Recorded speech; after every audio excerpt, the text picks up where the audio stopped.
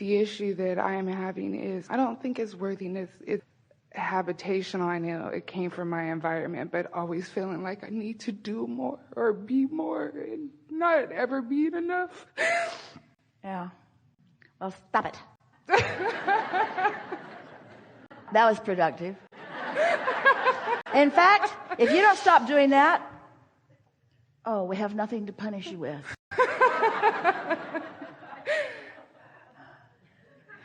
So your logic is kicking in here, though, isn't it? And so are you saying to us that somehow, some way, you've just practiced those thoughts for long enough that it's not an easy habit to kick? Not at all. But do you believe that it is something that can gradually improve? Yes. And what does your logic tell you the best way to find improvement on something is? To talk about the problems of it or to talk about the solutions of it? I don't know what the solution is. I can't picture that. I can't But get myself you to see, see. But you do. You do to know. see it, You do know. So to be okay. No, but you do know, because if you have the ability to experience the feeling of the absence of something, it's our promise to you, you have the capacity to feel the presence of it, because both ends of the stick are available at all times to you. And so if life has caused you to figure out what you don't want, life has helped you to figure out what you do want. It's just not active right now, so it doesn't feel like you can find it. It's like Esther was sitting looking from her deck at the ocean, but she couldn't see the ocean because there was a marine layer there. But she knew it was there. But she thought it'd be really funny for somebody to come and visit, and they're sitting there and they say, "What's out there?" She says, "I don't know." I don't know. Looks like that every day. I have no idea what's out there. But I just want to be okay with me. I have this guilt that surrounds my path. You have to stop it. You got to stop it, because every word you speak practices the vibration that works against you. And we get why you're doing it, because that's where the momentum is, and momentum is enticing. And because those conversations come easily, it feels better to talk about something even if you don't want it than to sit in silence because you can't speak it the way you want it to be. So when we said to you, "What is it you want?" You said, "I don't know." And we say, "Yes, you do know. You're just not good at saying it yet because you haven't been saying it enough. You're not good at saying it. You're good at saying that. You're so good at saying that we almost can't stop you from saying that. But you can be equally good at the other. It's just going to take a little practice." The reason that we like the cork analogy, so the cork is bobbing up here where you belong, and you hold it under the water. That's what negative emotion is. But when you let go of it, it bobs right back to the surface. The reason we like that analogy so much is because the point that we want to make to you is, if you'll stop telling the story you're telling, the other story will emerge. But you got to stop telling the what went wrong story, the I had a hard time story, the I was not appreciated story, that it should have been better story.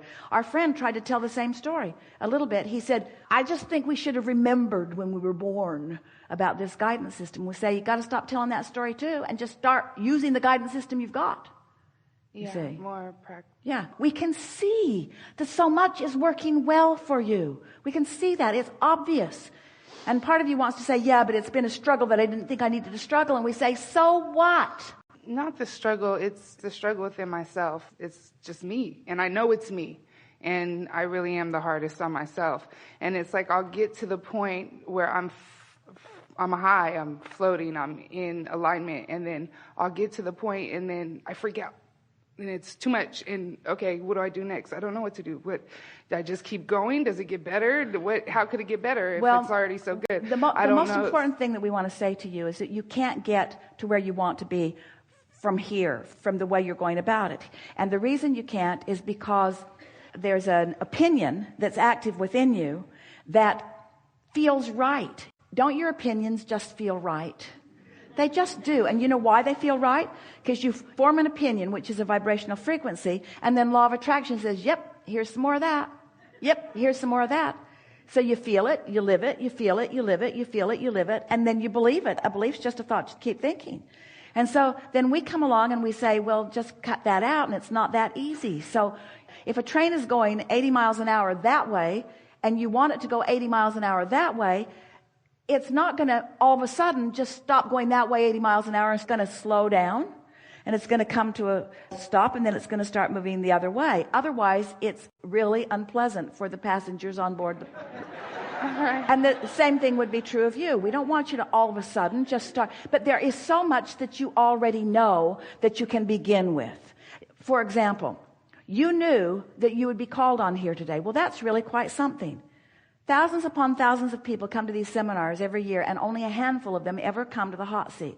So that means there was something really strong going on in your vibration, and you knew that. So for you to say, I don't know, is not even true. So that would be a good place to start. Hey, I got in the hot seat. I got to have an up-close conversation with Abraham, and I could feel their appreciation of me. I could feel their knowing of me. I could feel their unconditional love of me.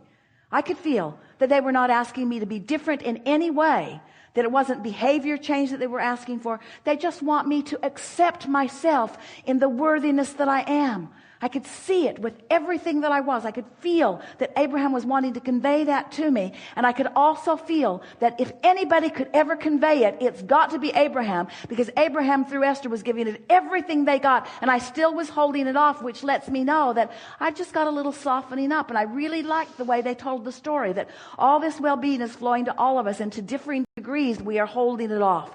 And I realize that I've got this sort of prickly thing going on around me where I'm just not letting it in, because I keep practicing the beating of the drum, and I'm just going to stop that pretty soon. I'm going to stop beating that drum, because I can feel that worthiness is mine, and I'm looking forward to recognizing it a little more. And what could be better than for me to help me to understand this than to identify something that I want, like I'd like to be in the hot seat, I'd like to talk to Abraham, and then have the realization of it actually occur. What could be a better demonstration that I do have the ability to relax and allow something that I want? Thank you.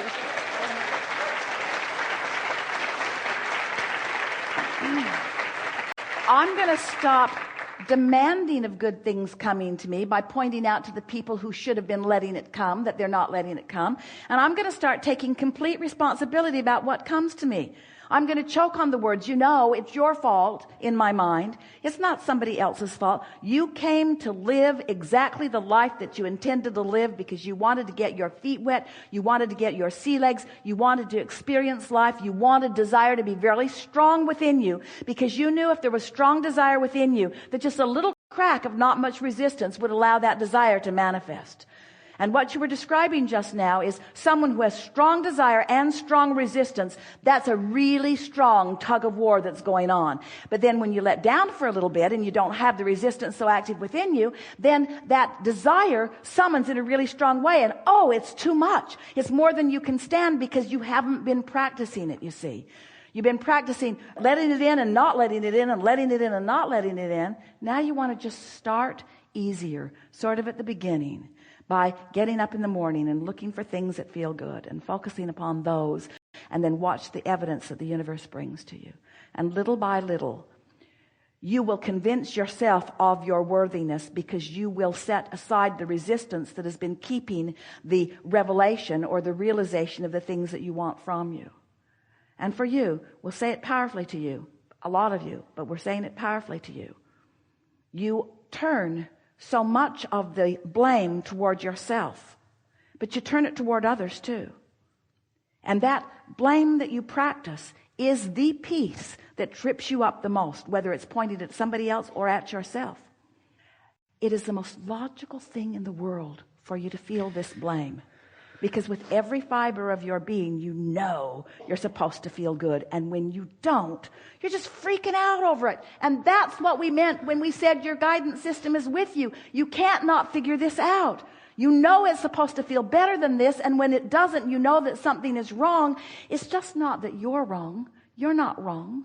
You just got to lighten up a little bit. When you find yourself blaming someone about something, laugh and say, I'd like to give you credit for how bad things are going for me. And I'm used to blaming other people. I blame myself a lot too. But actually, I realize I've been practicing this vibration, and the law of attraction brings this stuff to me. And then it comes, and I don't like it when I see it, and so I don't want bad things to happen to me, and I don't want the good stuff to be held away, and I've just got this pattern of thought, and I'm getting over it. I'm not doing it as much as I used to do, and it's getting better and better, and good things are happening to me on occasion more frequently, and things are getting better and better for me, and I know that I am the creator of my own reality, and I know that I can tell by the way I feel how well I'm doing, and I'm doing better at starting it earlier in the day so that I can feel when I go astray, and things are just getting better and better for me. And I'm in partnership with source energy. How much better than that can it get for me? I'm in partnership with source energy. You could not be more worthy, you see. And we can't shout it loud enough for you to hear it. But we've worn you down, we can feel. We've worn you down. Your resistance is much softer than it was. We've convinced you just a little bit, haven't we? Yeah. Yeah. Really good. So the judgment, I guess the habitational, thoughts, yeah. I want it gone. I just want it to be gone. Just go away from me. That's really what I want. I just want it to be gone. Well, go away from me, this thing I'm holding to me. Right. Go away. When I shout no, that means no. No means no. No, it doesn't. No means come to me, this thing I do not want. You've got it. You know what to do. Just be easy about it. Yeah.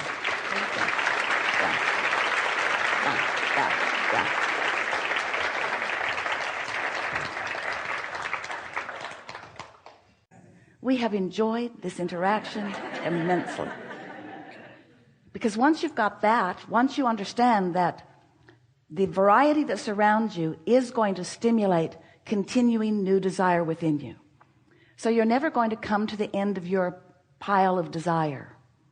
Because every time a desire is born within you and you find a way to find vibrational resonance with it, so you're not fighting it with doubt or orneriness.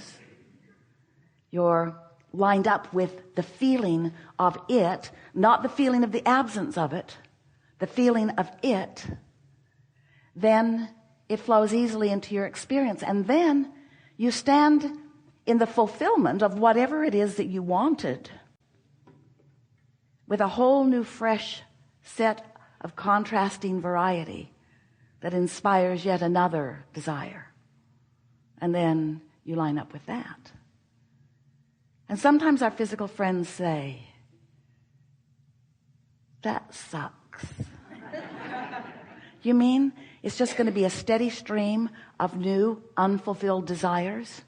And we say, no, it's a steady stream of never-ending unfolding desires that are all fulfillable.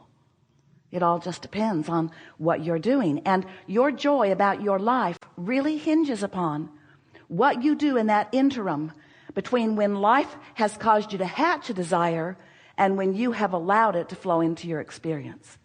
It's your patience. But you see, you don't need patience when you know these laws.